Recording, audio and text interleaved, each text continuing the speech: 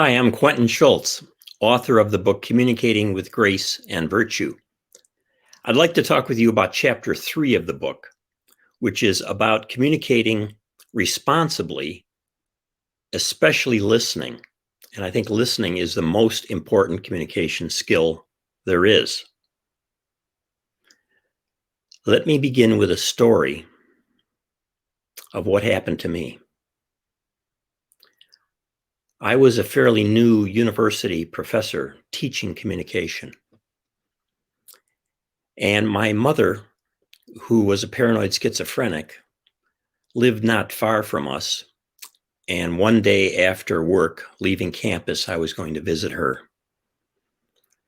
I always dreaded visiting her because she could be so nasty. She refused to accept the woman that I married as my wife.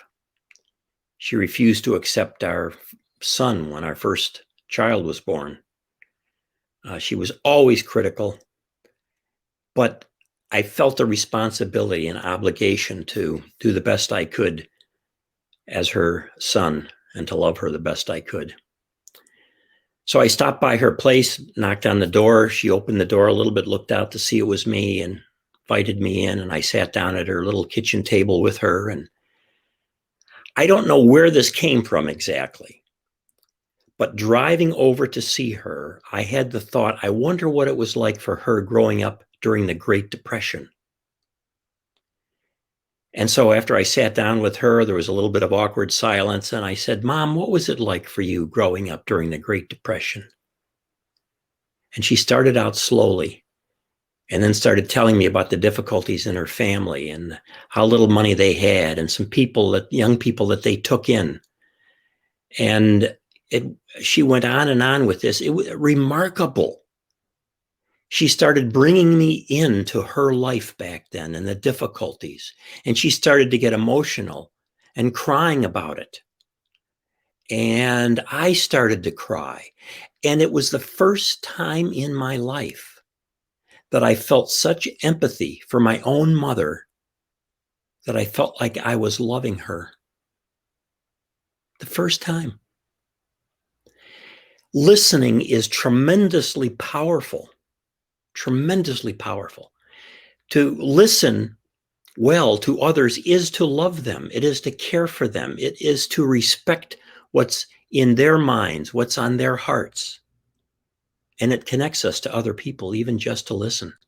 So in this chapter on being a responsible communicator, I want to focus on being a responsible listener, a servant listener, because listening is, in fact, the single most important communication skill.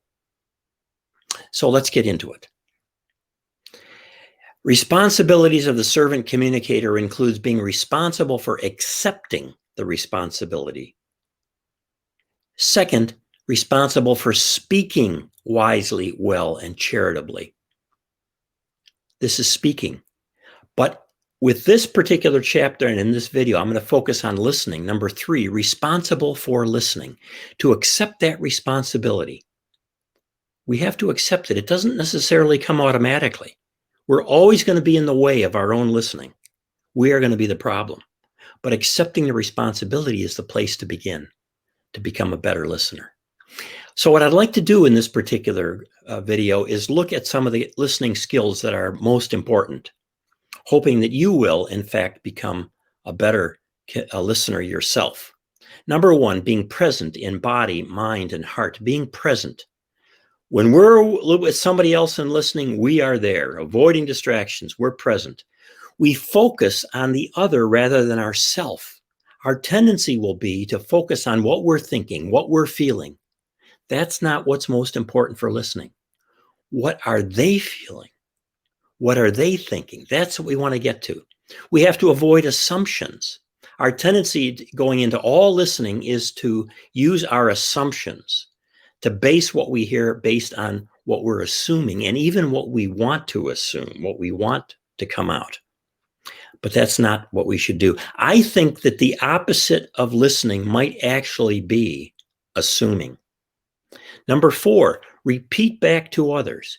This is what I am hearing. This is what I'm thinking. This is what I'm feeling. what do you think? Ask them, repeat back. So this is what I think you told me. Am I right? Paraphrase it, rephrase things, try it out again. Make sure that we're seeking, number 5, understanding. We put ourselves under the other. The other is most important in our listening. We want to get from them what they're feeling, what they're thinking. So their understanding, our understanding comes later in the process of asking for the checking and the keeping the conversation going. But we want to seek understanding. That's the basis, remember, of all good communication is shared understanding. Number 6, we accept others' feelings as facts, their feelings as facts. Others have feelings. They express those feelings to us. As soon as we become judgmental, as soon as we evaluate their feelings, we're going to get into trouble because their feelings, those feelings themselves are facts. It's how they feel. So we want to know that. We want to get at that. 7, ask open-ended questions. Not a question that is going to result in a yes or no answer, but an open-ended. I could, with our children, when they were younger and we would get around the dinner table together at the end of the day, and I could ask a question like, how was school? And they'd say good or bad. But instead, I learned to ask other kinds of more open-ended questions like, did anything happen in school today that was funny? Well, something funny, people are more willing to talk about. If something didn't happen well with a particular child, they're less likely to talk about it. But something funny. How are you feeling about school today is different than how did school go today? Feelings are a little more opening. They're more open-ended. Look for open-ended questions. How am I doing in presenting this stuff to you right now? Am I doing well is a little different. That's more yes, no. How am I doing is more open-ended. Look for the open-ended questions. 8, beware of any distracting habits you have. Habits where you look away, habits you look down, habits you cross your arms like this to make it seem like you're unhappy or you're not open to what the other person is saying. Any kind of habits you have. Looking away is one of the worst kind of habits to have. Or never smiling. That's another bad habit, never to smile. We may have things going on that would make us want to smile. We'll smile a little bit. Not a feigned, fake smile, but a genuine smile, an open smile. It's good. I'll tell you what the worst habit is today in listening. Looking at cell phones. People in the middle of conversations, even important ones, will look down at their cell phone or even pick up their cell phone to look at it carefully. What are they doing?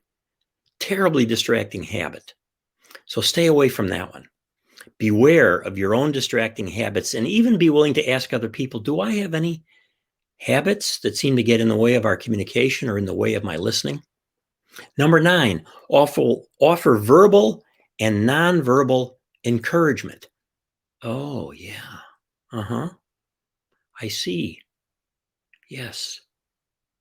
Wow. Here's what I'm doing. I'm trying to offer verbal and nonverbal encouragement. Even sometimes something so direct as, I really appreciate you saying that. I think I'm beginning to understand where you're coming from, what your feelings are. Thank you. Sometimes it might be that personal. Number 10, use a visual reminder to listen well, a visual reminder. I often bring along things. If it's a really important conversation and I want to make sure I'm listening, I'll bring something along to put down on the table in front of me to remind me. One of the things I use is a coffee cup. When I'm meeting somebody out somewhere and we have to have a little bit of a conversation that's going to be fairly important, I might even bring a coffee cup along to that coffee place because I can put that down and it will remind me. And most places will allow you to bring your own cup, of course. Or I'll bring along a little notepad I have, not to necessarily take any notes on it, because that can turn some people off if they think you're taking notes. But to put that little notepad down as a reminder that I want to be noting in my mind what's going on here. I want to understand. I have a special pen that a couple of my children gave me that was handmade. And when I'm going out to something where I want to be careful about what I'm saying, not just what I'm listening to, I bring that along. I put it in my pocket and then put it on the table in front of me, that pen, because that reminds me that everything I say is important here. Pay attention. It's the same thing with listening. Sometimes a visual reminder can really help us. So what I'm trying to get at here in this chapter 3 is the importance of being a responsible communicator, particularly as it relates to listening. When we listen, we attend to reality. We become intimate with reality. And then when we speak, we're not fools. A wise person listens before speaking. A foolish person speaks before listening. And we want to listen first. I hope these little reminders, habits, and skills about listening will help you to be a better servant, communicator, and especially a better servant listener. You can do it. Just attend to it. Don't think it's always going to happen automatically. God's grace goes with us in this. Where that question came from that I asked my mother, I still don't know. But it made a difference in the rest of my life for her. It's the first time that I empathized with her, really felt love for her, and stayed with that. And now I have the memory of that and how that changed my relationship with her, at least how I could view her as a broken person who lived a broken life and was worthy of my love. Thank you for tuning in. Blessings to you. May God bless you in your listening.